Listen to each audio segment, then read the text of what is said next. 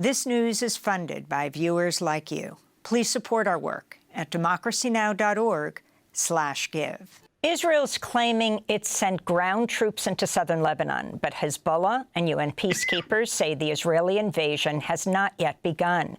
Lebanese Prime Minister Najib Mikati says Lebanon is now facing, quote, one of the most dangerous phases of its history, unquote. The Israeli military has described its actions as, quote, limited and targeted raids in southern Lebanon. This all comes after 2 weeks of Israeli attacks on Lebanon that have killed over 1,000 people, including longtime Hezbollah leader Hassan Nasrallah, who was assassinated in a massive Israel bombing on Friday. According to the Lebanese Health Ministry, Israeli attacks killed at least 95 people on Monday alone. Earlier today, Israel ordered residents in 25 southern Lebanese villages to leave their homes and head north. The United States has given mixed messages on Israel's escalating attack. This is President Biden being questioned Monday at the White House. Israel may be now launching a limited operation into Lebanon. Are you aware of that? Are you comfortable with their plans? I'm more aware than you might know, and I'm comfortable with them stopping. We should have a ceasefire now. While Biden called for a ceasefire, U.S. Defense Secretary Lloyd Austin spoke to Israeli Defense Minister Yoav Gallant. Austin later said, quote, I made it clear that the United States supports Israel's right to defend itself. We agreed on the necessity of dismantling attack infrastructure along the border, unquote. We go now to Beirut, where we're joined by Ali Rizk. He's a political and security analyst based in Beirut, contributor to Responsible Statecraft and other outlets. Thanks so much for being with us, Ali. Can you start off by talking about what you understand is happening on the border? What's clear is Israel continues to bomb Lebanon. What isn't clear is if it's begun a ground invasion. What do you understand? Well, as you mentioned, Hezbollah, the media spokesman for Hezbollah, has denied those Israeli claims about Israel entering South Lebanon, entering Lebanese territory. I spoke to a Hezbollah source a few hours ago, and he also underscored that the Israelis had attempted last night, but were forced to retreat in face of some immense firepower from Hezbollah. So it does appear, both sides appear to be claiming that, there are different claims. Israel is saying that it has entered or it had entered Lebanese territory. That's being denied by Hezbollah, which said it forced Israel into retreat. But we do appear to be headed towards more and more escalation. I think that the Israelis are going to go ahead with their ground incursion or try to attempt that ground incursion. And I think that that's why they're using some of that increased firepower you just mentioned in your report about how some villages were identified that they will be bombarded. I think all of this indicates where we are headed, and I believe that we do have some weeks and possible months ahead of some real dangerous escalation. Yes, you've mentioned the word escalation, but the reality is that the Netanyahu government appears hell-bent on continuing to expand the conflict with all of its targeted assassinations, the bombings, and now the potential for invasion in Lebanon. It's almost as if they've put aside Gaza and the hostages that are in Gaza and have decided to provoke a widespread war. What's your assessment? Indeed, I think what you said is very accurate. You have to remember that before October 7, the Israeli government had set its sights and was focused mostly on Lebanon. In fact, many people say that because it was so focused on Lebanon, it didn't pay enough attention to the Gaza front, and that's what facilitated the Hamas operation on October 7. I think that a lot of this is also related to Benjamin Netanyahu's legacy.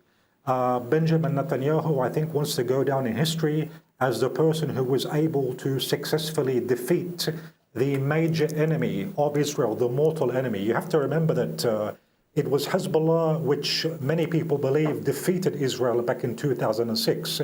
In the best case scenario for Israel, that conflict ended in a draw. Netanyahu's image was also shattered by October 7. He used to be described as Mr. Security. That reputation was left in tatters. So I think what Netanyahu is trying to do right now is to rebuild his legacy, number one, by saying, look, I defeated Hezbollah, I took out the #1 leader, Sayyid Hassan Nasrallah, who was like Israel's nemesis. And number two, I think that he's trying to repair that damage which was done to his own reputation as being Mr. Security. I wanted to ask you about Jordan's Foreign Minister, Ayman Safadi, who spoke to reporters at the United Nations.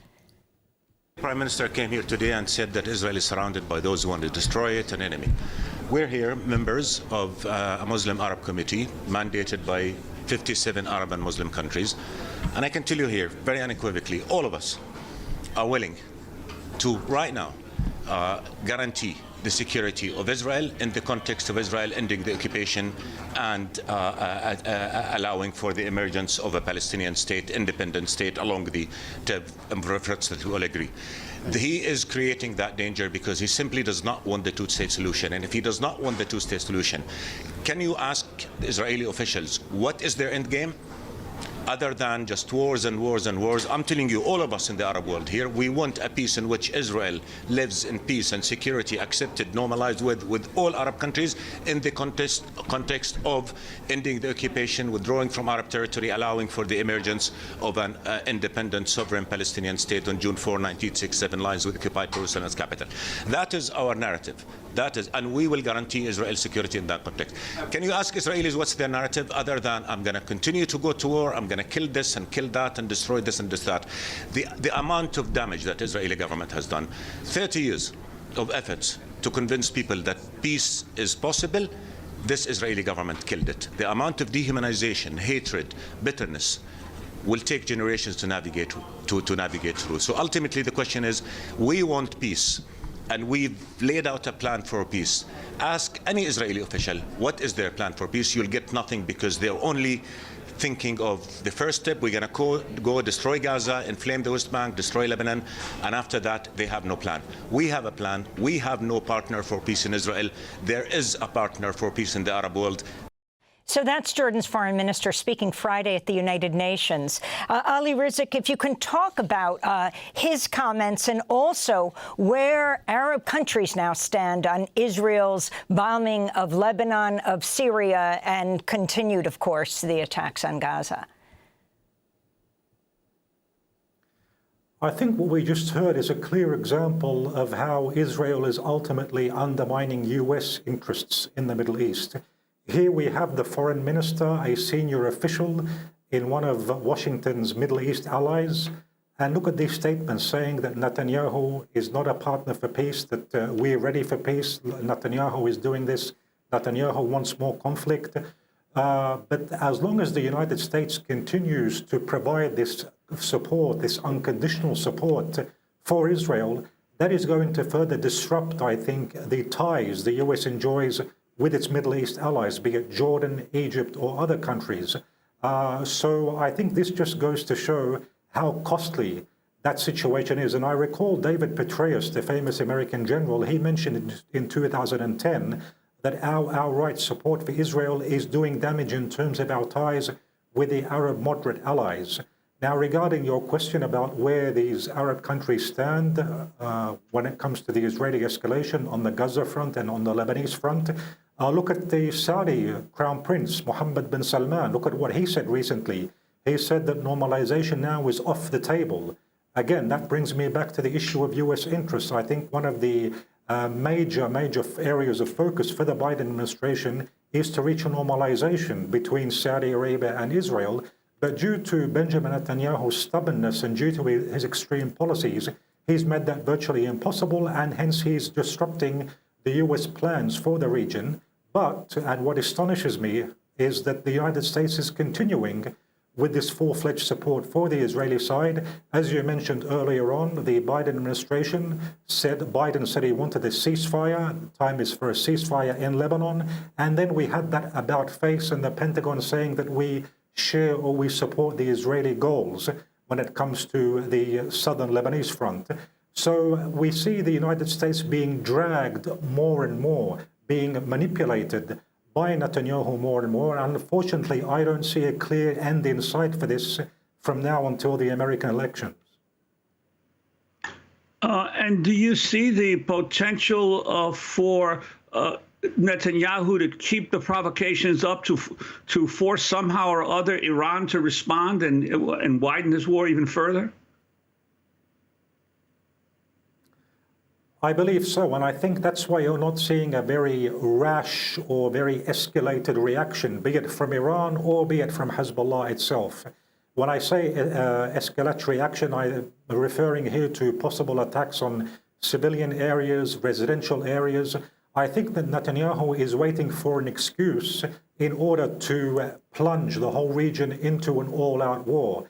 And I think that he believes, and I think that he is correct in this particular estimation, that the United States is going to support him should that scenario unfold. That's why he's pushing for that. He knows he can count on the Biden administration to come to its aid if we have a wider conventional war in which Iran becomes involved, in which Hezbollah unleashes all of its firepower. And I believe that Iran, Hezbollah, and other players are aware of this. That's why they're being somewhat restrained and measured in the actions they're taking.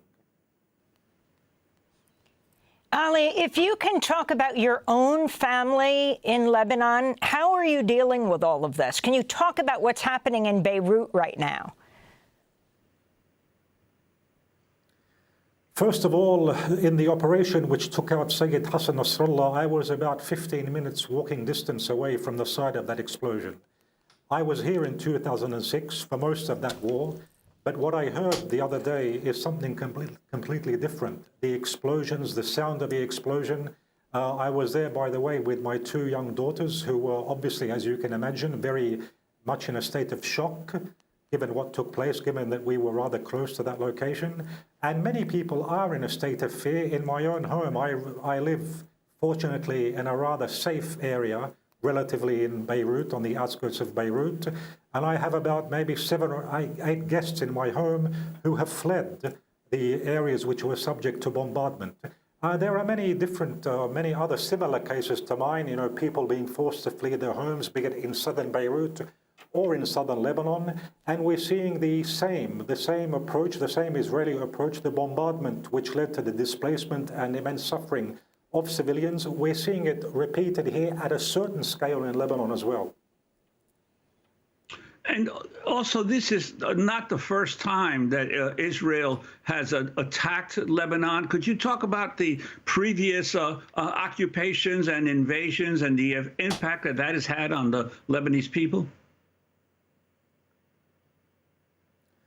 Obviously, the Lebanese people have suffered a lot as a result of Israeli occupation and Israeli operations. We had the Israeli invasion of Beirut in 1982. They reached Beirut back then. They withdrew, stood in that area in the south, which was occupied until 2007, until they were forced to leave due to the operations of Hezbollah. And 2006, as I said, I remember that particularly well. Immense bombardment. Back then, the Israelis destroyed the infrastructure. They started by destroying Beirut's international airport. They destroyed bridges. They disconnected Lebanese areas from one another. Deliberately, deliberately indeed, targeting civilians. And I think that it is a strategy which we are accustomed to in Israeli conduct or in Israeli warfare, whereby they try to focus on civilians in an attempt to make the civilians lash out against the parties like Hezbollah in the case of Lebanon, or like Hamas in the case of Gaza. But I think that more importantly, when it comes to Lebanon, the Israelis do have some rather bitter memories. As I was telling you, in 2000, they were forced to leave. And in 2006, as I was stating in a previous answer, Hezbollah fought Israel to a standstill, and you can even say that Hezbollah actually defeated Israel. There was a commission which was established by the Israelis in the aftermath of 2006, which was called the Vinograd Commission. And this commission was in order to look into the faults and the mistakes which were committed by the Israelis. And I think that is an admission that the Israelis indeed committed big mistakes and did not succeed in that particular war. Bearing that in, or with that in mind, we have to wait and see how Israel will fare this time round. I think that the Israelis believe that given the immense blows they have delivered to Hezbollah, and I am going to admit Hezbollah was dealt some very severe, unprecedented blows with the detonation of the pages and the assassination of Sayyid Hassan Nasrallah, I think they believe that this time it may be a bit easier to go ahead with that ground operation. But from what I've heard, in the late hours of last night, they did encounter some fierce resistance from Hezbollah, which prevented them from entering into Lebanese territory. Ali Rizk, we want to thank you for being with us. Political security analyst based in Beirut, Lebanon, contributor with Responsible Statecraft, the online magazine of the Quincy Institute. Democracy Now! Is funded by viewers like you. Please give today at democracynow.org/give.